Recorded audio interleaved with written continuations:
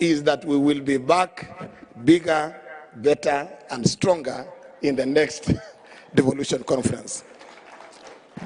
And Your Excellency, part of the suggestions that have been given about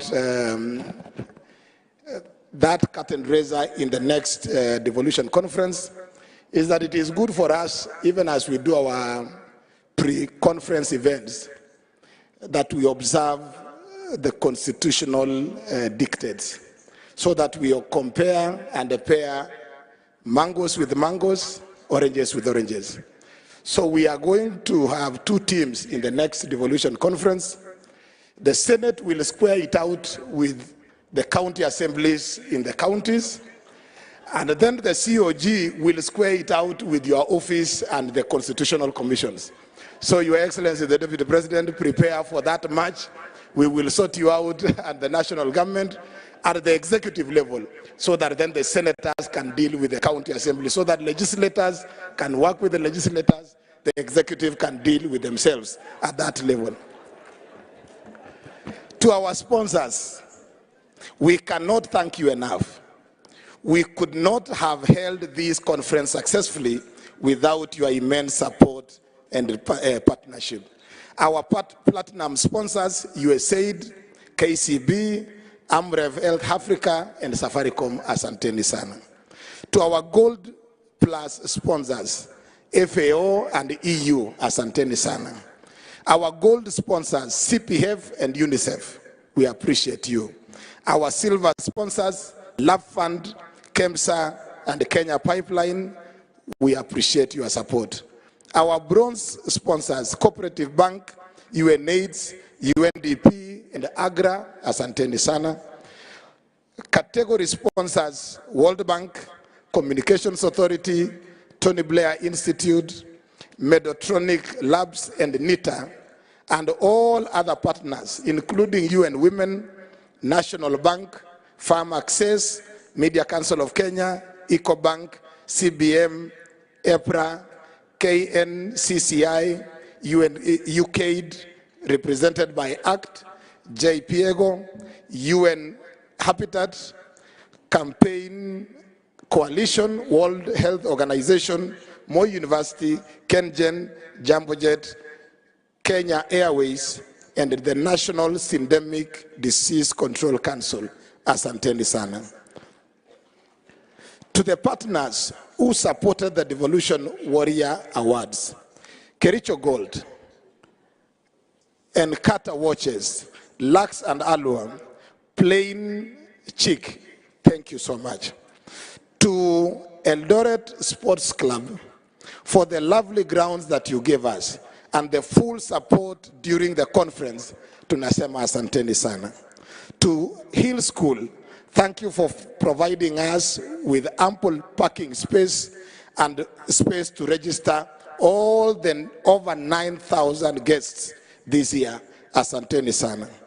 To our vendors and suppliers, you kept us with our demands during the preparations, but also stood with us. You have been patient with us. We are truly grateful for your dedication for the last few days. We appreciate you, and asanteni sana. To all our delegates, you are truly friends of devolution. We will not, and we do not take it for granted. Please receive our deepest and sincere gratitude. This conference would not have been successful without your presence and participation. Pigia our makofi to all our delegates. It is the rich discussions here that have led to the comprehensive communique that has just been read. Our task now is to follow up and keenly work towards implementation of those resolutions. Devolution must continue to work. Again, thank you all for your contributions to the first biannual Devolution Conference. As you depart your various destinations, may the Almighty God go before you. Kongoi, Kongoi, asanteni sana.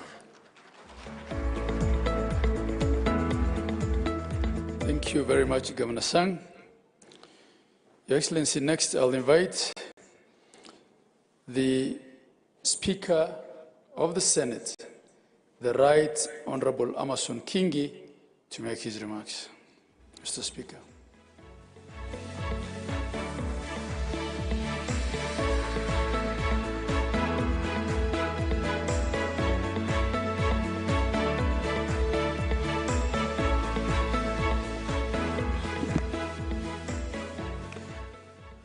Your Excellency, Rigathi Gachagua, the Deputy President of the Republic of Kenya, allow me to adopt the protocols as cited by the speakers who spoke before me and proceed to make my remarks. However, Your Excellency, with your permission, allow me to make my remarks in Swahili.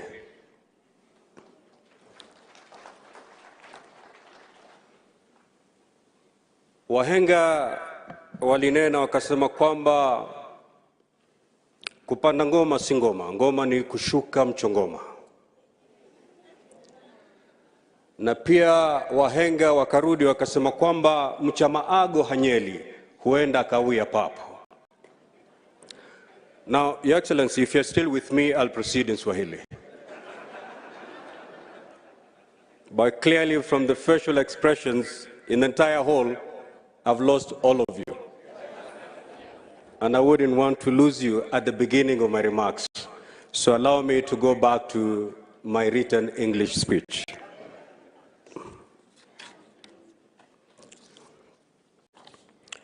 Ladies and gentlemen, good afternoon. For the 3 days we have been here, we have reminded ourselves of the eventful journey of devolved governance in the last decade, and indeed laid an elaborate strategies on how to take devolution to the next level. Nothing best exemplifies your dedication as champions of devolution than the commitment you have exhibited the entire duration of this conference.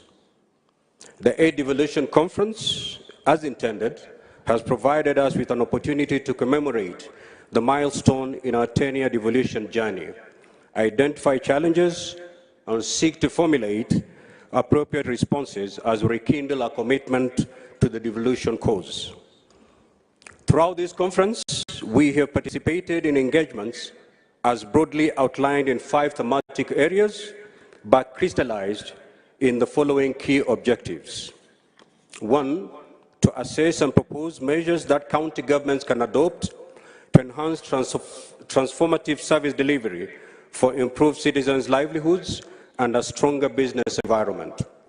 2, examine the benefits of adopting technology and digitization and the potential impact on economic development and discuss strategies for promoting innovation and digital transformation in the devolved context. 3, to reflect on the trends and challenges that have been experienced in financing the devolved sector and recommend innovative approaches for sustainable and adequate financing for county governments. 4, to evaluate the effectiveness of good governance practices in promoting equitable and sustainable development in the devolved units. And finally, examine strides made in the affirmative action agenda and propose responsive measures that can be adopted to guarantee the place of women, the youth, and the most vulnerable in governance. These constitute the thought-provoking concepts we discussed and interrogated during the plenary and breakaway sessions, culminating in practical steps that we need to take with clear timelines and mechanisms for evaluation and impact assessment. Your Excellency, as we reminisce on the long journey we have traveled to this point, I was reminded of the first cohort of senators, governors, and members of county assemblies and the difficult moments they went through as they pushed to synchronize devolution with our national development priorities. This group, of which I happen to have been part in my capacity as governor, is credited with having laid a firm foundation for devolution under very difficult circumstances. I recall assuming my responsibilities as the first governor of Kilifi County without any physical office, I had to make use of what was previously my campaign secretariat on the outskirts of Kilifi town. The same scenario was witnessed in a number of counties across the country. But today, our counties boast of good office space for governors and staff and state-of-the-art assembly premises, enabling them to serve Kenyans better. The pioneer senators, too, were not left out. They had to contend with the less than ideal Shimba Hall at the Kenyatta International Convention Center, KICC, in Nairobi, later moving to the County Hall, and finally to the current high-tech chamber at the main parliament buildings. Indeed, it has been a journey of 10 years. These humble beginnings did not dampen their spirits. In fact, it sharpened their resolve in discharging their constitutional mandate of representation, legislation, and oversight. This determination saw them secure critical footholds in favor of devolution. Back then, there was many insinuations that the Senate was a house for old men. We now know better. The Senate is, in fact, an august assembly of wise men and women, age notwithstanding. Today, we have a very vibrant, youthful Senate, oozing with wisdom and a great, tremendous appetite to protect devolution. To borrow the words of Chinua Achebe, these leaders have lived up to the true definition of the youth who have accepted to wash their hands and therefore won the right to dine on the king's table. Your Excellency, allow you to just mention but a few. Seated very next to you, we have the miracle Senator, Senator Karungo, youthful senator, Senator Methu, Senator Hezena, Senator Eddie Okech, Senator Chimera, just to mention but a few. These are young men and women who have fought and now occupy their rightful seats in the Senate. As we celebrate the gains and milestone in devolution, I invite you, distinguished delegates, to give these pioneer senators, governors, and members of County Assembly a hearty round of applause for having helped. Thank you for having helped chart a great cause of devolution in the face of adversity against numerous odds. Distinguished delegates and gentlemen, allow me at this juncture to briefly revisit the critical matter of the financial autonomy of county assemblies. In my speech at the opening ceremony, I alluded to the fact that county governments comprising the executive and county assemblies play a critical role to the success of devolution. Through their legislative mandates, county assemblies in particular have ensured counties had the necessary laws and policies on which service provision, project implementation, and grassroots development have been anchored since devolution got underway. The call for financial autonomy for our county assemblies is therefore fully merited and timely for the key reason that it will enhance their independence and elevate their role as oversight institutions.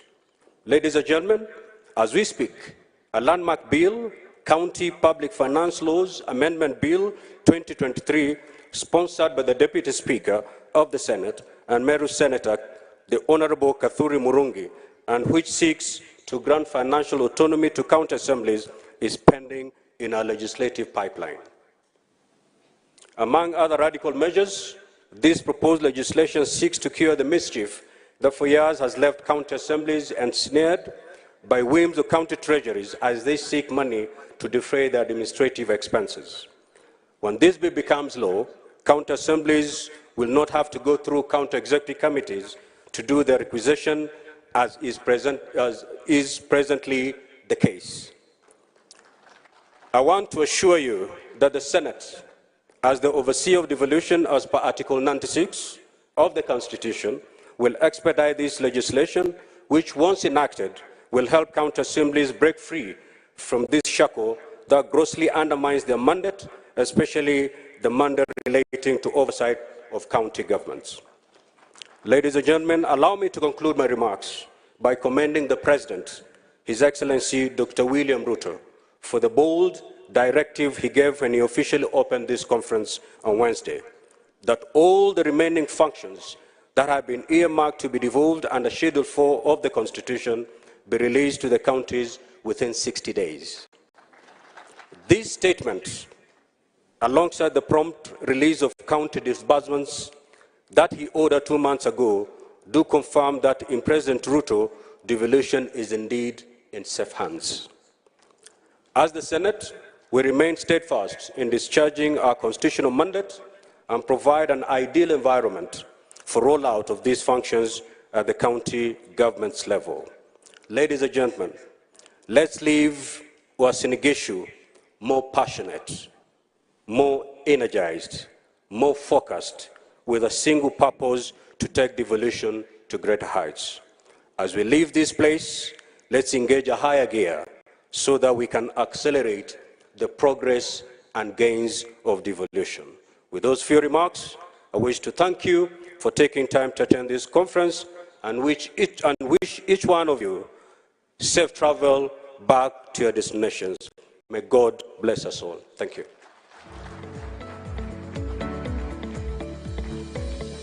Thank you, the Right Honorable Speaker. Excellency, may I now call upon the Chairperson of the Council of Governors and the Governor of Kirinyaga, Her Excellency Anne Waiguru, to make her remarks.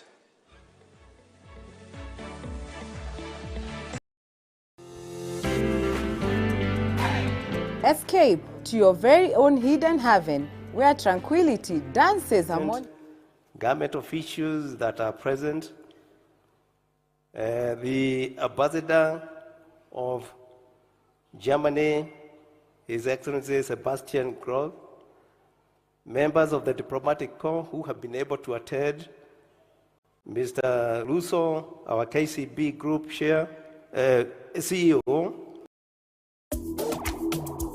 Hi, I'm Uncle Waffles, and this is my Cape Town travel playbook. I love Cape Town. I wish I could move here. I love how peaceful it is. When I come to play here, the crowds are always amazing. Clifton Beach is so beautiful. No one really bothers you. You can chill in the sun the whole day. Love it.